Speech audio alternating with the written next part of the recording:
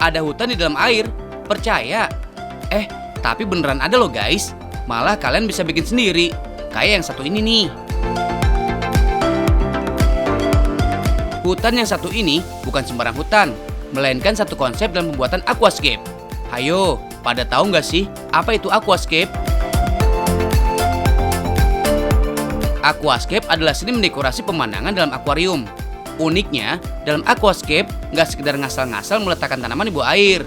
Kudu lengkap nih dengan ikan, bebatuan, dan kayu. Tidak lupa mengedepankan estetika seni, ketelatenan, dan kesabaran yang tinggi. Di Tangerang Selatan, Banten, terdapat galeri aquascape yang membuat dan menjual berbagai jenis perlengkapan aquascape. Mengusung konsep Farm One Shopping, tempat ini cukup lengkap kok guys.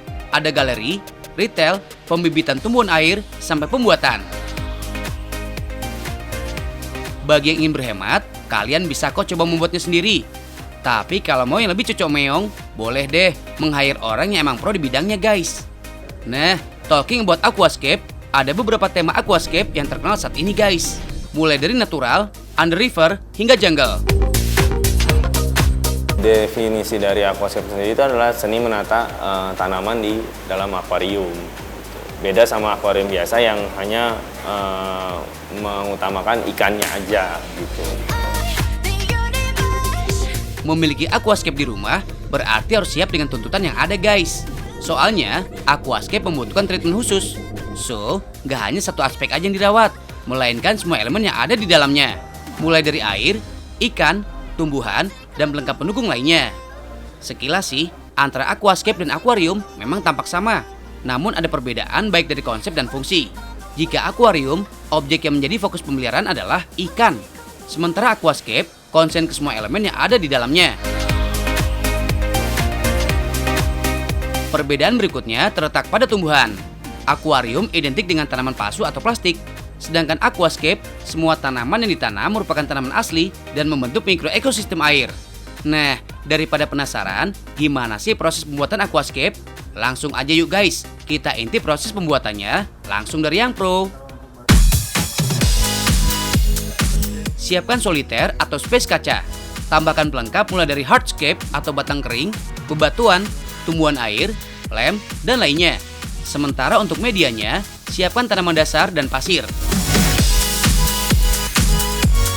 Penataan scape dimulai dengan planting guys.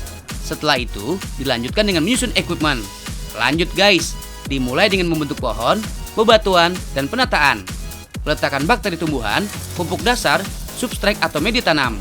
Jika sudah, susun bebatuan dan pepohonan guys. Tambahkan pasir. Terakhir, jika aquascape sudah tertata sesuai dengan yang diinginkan, masukkan air sesuai dengan daya tampung aquascape. Paling susah treatmentnya ya akuarium itu sendiri gitu yang agak susah gitu. Karena memang kita harus konsisten dalam menjaga kebersihan akuariumnya gitu. Jadi ada namanya water change, itu penggantian air, diusahakan itu 3 hari sekali.